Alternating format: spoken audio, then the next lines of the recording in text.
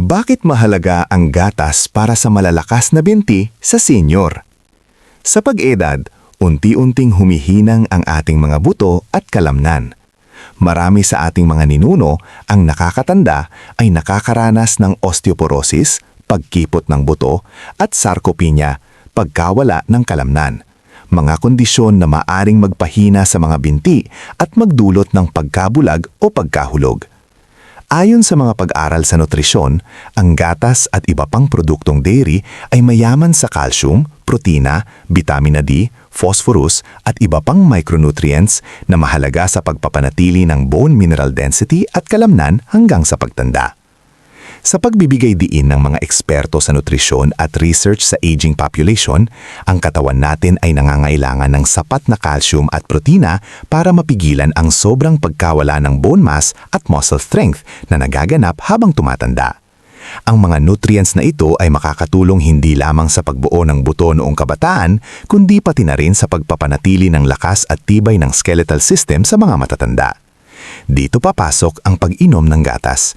Hindi lamang simpleng inumin ng gatas, ito ay isa sa pinakamadaling paraan para makakuha ng nutrients na clinically proven na nakakatulong sa bone health at muscle maintenance. Studies show na ang regular na pagkonsumo ng dairy products ay may positibong korelasyon sa bone properties at functional capacity lalo na sa mga may edad. Sa video na ito, tatalakayin natin ang 6 na brand ng gatas na pwedeng makatulong para mapanatili ang malakas na mga binti kahit umabot ka na ng 90 anyos, base sa nutrisyonal na sangkap, research support at kung paano ito makakatulong sa pang-araw-araw na lakad, balanse at tibay ng buto at kalamnan. Unang gatas, Bear Brand Powdered Milk, classic at science-backed para sa bone health. Ang Bear Brand ay isa sa mga pinakakilalang gatas sa Pilipinas at madalas irekomenda ng mga dietitian dahil sa mataas na nilalaman ng calcium at protina, dalawang nutrients na critical para sa bone at muscle health. Ang calcium ay isang pangunahing mineral na bumubuo sa structural matrix ng buto. Ang kawalan ng sapat na calcium ay nagpapabi sa pagpesira ng bone mass na maaaring magdulot ng osteopenia o osteoporosis sa mga senior. Hindi lang calcium ang kailangan ng ating mga buto, kailangan din ng sapat na protina upang suportahan ang mga pagbuo ng bagong bone tissue at para mapanatili ang lakas ng mga kalamnan sa paligid ng ating mga binti. Ang protina, lalo na ang whey at casein na nakikita sa gatas ng baka, ay napatunayang nakakatulong para mapanatili ang muscle strength at functional capacity habang tumatanda ang isang tao. Sa mga Filipino research at survey, marami ang nagsasabing kapag regular silang umiinom ng Bear Brand, ramdam nila ang mas mabuting lakad at mas kaunting sakit sa tuhod at kasukasuan, isang subhetibo pero mahalagang bahagi ng quality of life ng senior. Maaaring idagdag ito sa oatmeal, kape o simpleng inumin lang araw-araw para sa praktikal na paraan ng pagkuha ng nutrients. Ang Bear Brand ay also frequently fortified with vitamin D na nakakatulong para mas maging available ang calcium sa dugo at buto, isang kombinasyon na may scientific support sa pagpigil sa bone loss. Pangalawang gatas, Alaska Milk, madaling makuhang full cream na may nutrients para sa lakas ng senior. Isa sa mga pinaka-pinagkakatiwalaang brand ng gatas sa Pilipinas ay ang Alaska Milk. Lalo na ang kanilang full cream variant na kilala sa taglay nitong calcium, protina at essential fats. Para sa mga senior, mahalagang maunawaan na hindi lahat ng taba ay masama.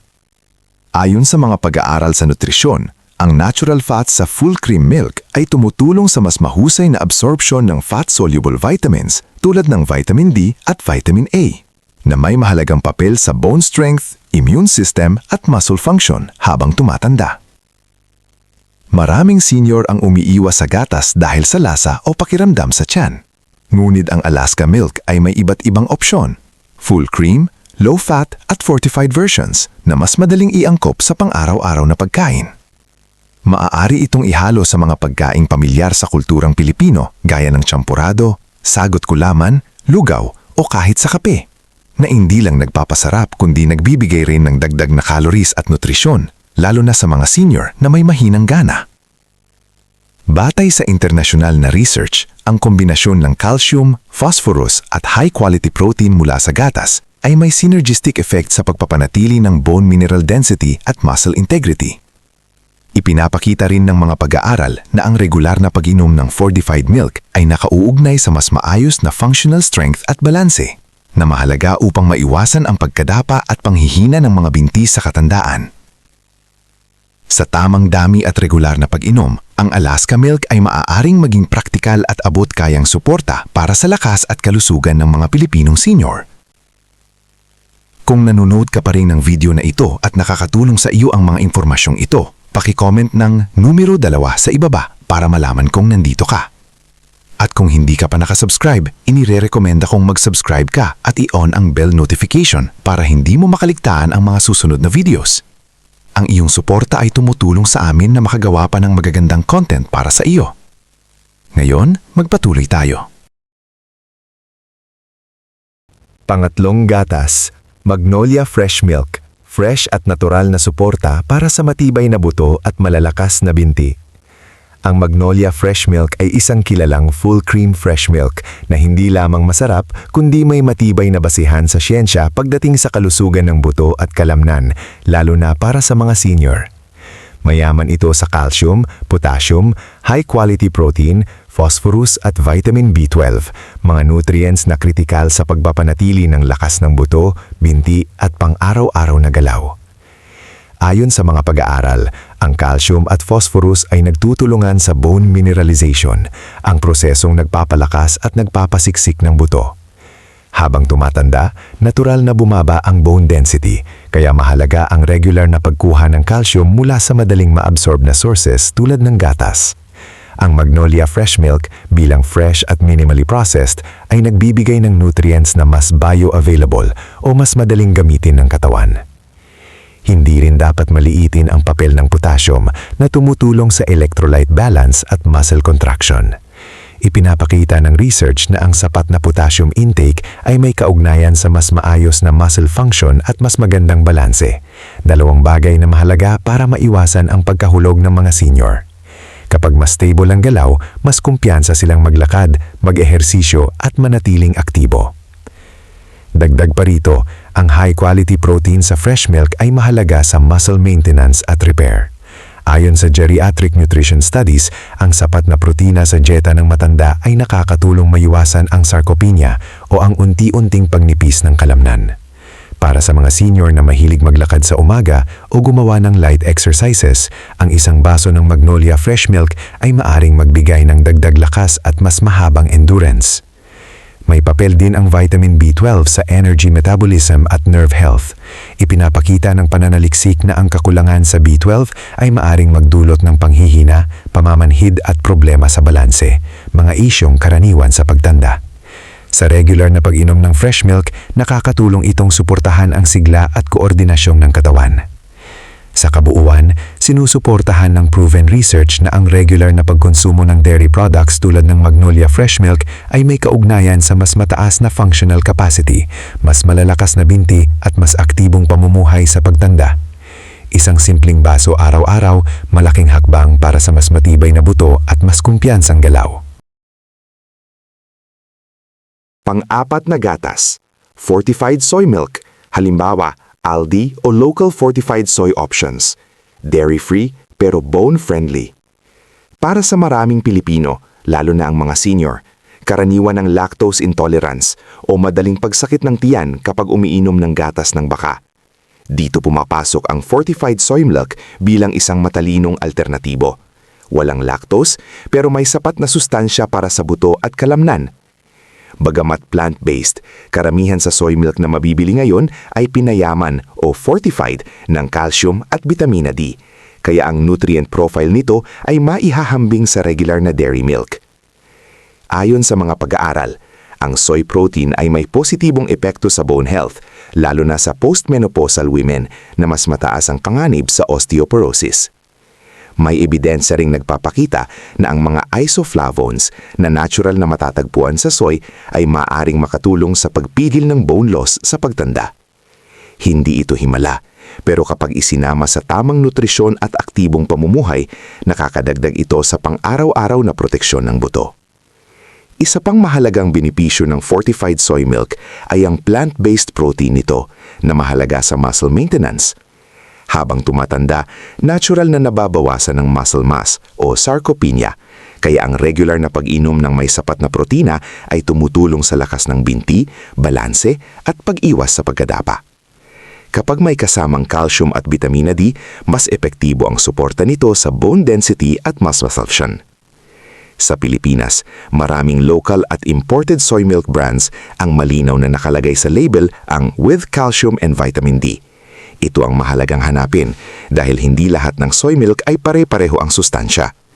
Para sa mas magandang resulta, piliin ng unsweetened o low sugar na variant upang iwasan ang sobrang asukal na maaring makasama sa kalusukan. Sa kabuuan, ang regular na pag-inom ng fortified soy milk bilang bahagi ng balanseng dieta ay maaring magbigay ng tuloy-tuloy na benepisyo sa buto at kalamnan, lalo na para sa mga senior na sensitive sa lactose. Simple man pero suportado ng siyensya at praktikal para sa pang-araw-araw na kalusugan. Panglimang gatas. Goat milk. Mas madaling tunawin at may potensyal para sa kalusugan ng mga buto at kalamnan. Ang goat milk ay unti-unting nagiging mas popular, lalo na sa mga naghahanap ng alternatibo sa cow's milk na mas banayad sa tiyan at mas angkop para sa kalusugan ng mga senior. Isa sa pinakamahalagang dahilan nito ay ang mas madaling digestion ng goat milk. Ayon sa ilang pag-aaral, ang fat globules ng goat milk ay mas maliit at ang istruktura ng protina nito ay mas malapit sa gatas ng tao, kaya mas mabilis itong natutunaw sa sikmura kumpara sa cow's milk.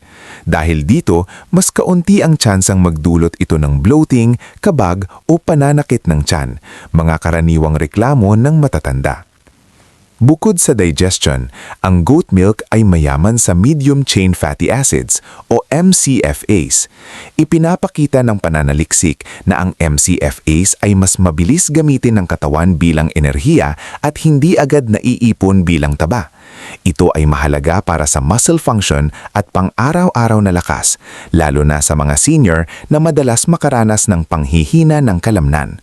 May mga pag-aaral din na nagmumungkahi na ang MCFAs ay maaaring makatulong sa anti-inflammatory response ng katawan na mahalaga sa pag-iwas sa pananakit ng kasuu-kasuan at kalamnan. Ang goat milk ay isa ring magandang pinagkukunan ng calcium at phosphorus, dalawang mineral na may kritikal na papel sa bone remodeling, ang natural na proseso ng katawan sa pagpapanatili ng tibay ng mga buto. Ayon sa nutrition research, ang tamang kombinasyon ng calcium, phosphorus at vitamin D ay mahalaga upang maiwasan ang osteoporosis at mapanatili ang lakas ng binti habang tumatanda.